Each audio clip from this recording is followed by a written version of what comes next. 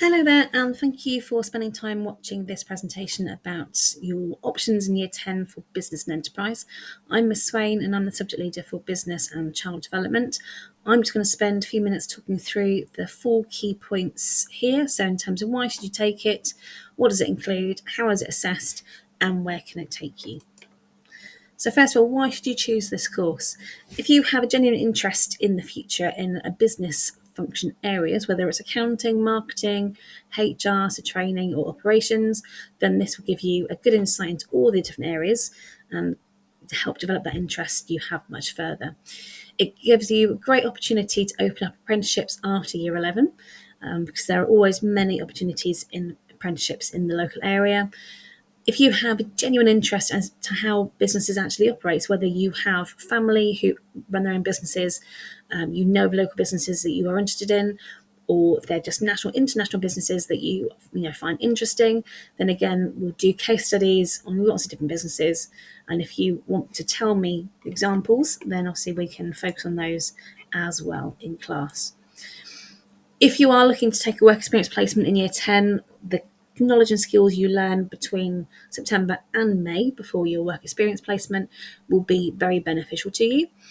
And generally, if you want to develop your employment skills, which what's called transferable skills, ready for employment after year 11, then it's a great course to choose because we do look at becoming very skilled in making decisions, being creative, problem solving, understanding finance options, understanding how to analyse data, and working part of a team as well. So what does this course include? There are 8 units, what we call content areas. The first one starts off with the underpinning of what is business. So what is an entrepreneur? What do they do? Who are they? Business organisation, and what are stakeholders? Then we move on to marketing. So looking at the marketing mix is personally my favourite topic. It's just really fascinating. I personally find it. We look at market orientation, target audiences, market types. And again, it's a really useful way to apply our knowledge to businesses and case studies we see in day-to-day life. We then move on to content area 3, which is about HR, so human resources, looking at jobs, how to get jobs, what's required. Operations management, how do businesses work? Business growth, how do businesses grow? So we do look at, again, many different examples. If you're looking to expand a business or start a business, what are the options for business finance? What's called the external environment, so we refer to it as PEST, so the political, economic, social and technological factors that affect businesses. And then finally, business planning at the very end. A few examples of some topics that we focus on. This is a case study we look at for Lego in terms of Lego's target markets. So the fact that they produce Duplo for toddlers, but then again, they produce very, very detailed models of a Harry Potter castle that's got 2,000 pieces. That's a very different target audience compared to Duplo. So we do case studies in marketing to do with Lego. Again, it's very easy to apply to the scenario as well. So that's a really good one for us to do. When we do about the external environment, we look at the business cycle. So there's quite heavily dependent on learning about economics. So again, these are key terms you may well have heard parents talking about. You might have heard in the news about what's, when we're in recession, when we come out into recovery. So again, we apply those to our current situation. When we do about HR, we learn about motivation theories. This is just one of them. So we learn about what's called the 2-factor theory, about factors that motivate people to increase job satisfaction, while hygiene factors prevent job dissatisfaction.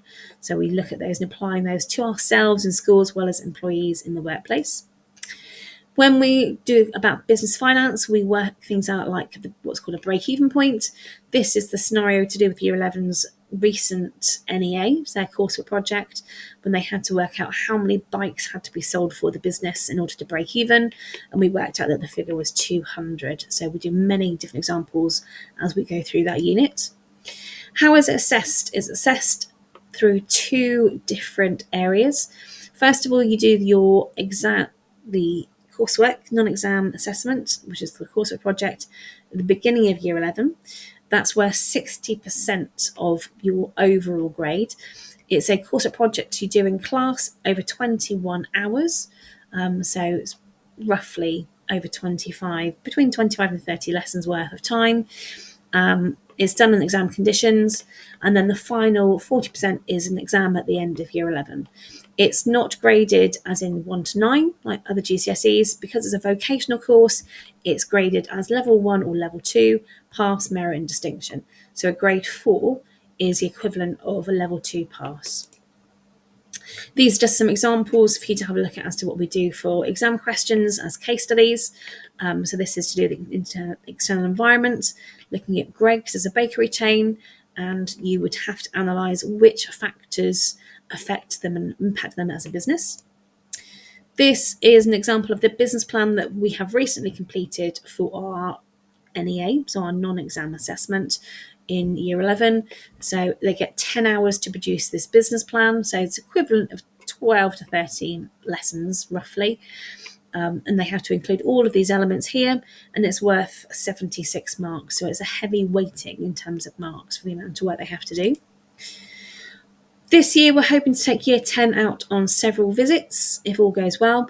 We're hoping to go to Thatcher's Cider, to go to their production plant, to have a factory tour. And also we're going to hopefully go to Mini Oxford and Morgan Cars up in Malvern as well. Very different extremes. Mini Oxford produce at least 1,000 cars a day on a robotics, heavily industrialized production line, whereas Morgan Cars, every piece of the car is handmade. So it's very, very different extremes in terms of the quality and how they are produced. So very interesting for us to go and visit. Where will it lead you? Like we've said before, it was very good for leading on to an apprenticeship. These are just some examples of some apprenticeships that are on offer locally in the next couple of months. As well as apprenticeships, you can go on to college. Also, we've got Yale College just down the road, as well as Strode. We've got Griffin with their sixth form up the road as well. So there's plenty of different options to do A-levels and T-levels. After college, you can go on to university, and there's literally thousands of business-related courses you can choose from as well. One thing I will say as well, if you are looking to go to university or you think it's an option for you, but you would already be concerned about the cost, then apprenticeships, you can get what's called a high apprenticeship, and actually pay for you, your employers pay for you to do a university course, which is a great option for you to go to university without having the debt afterwards. So it's a great opportunity. Thank you for your time. Thank you for spending your time watching this presentation. If you have any more questions, then please do email me on my email address just here. No question is a silly question. If I haven't covered anything that you would like to know, then please do let me know. Again, thank you for your time, and I hope to see you soon.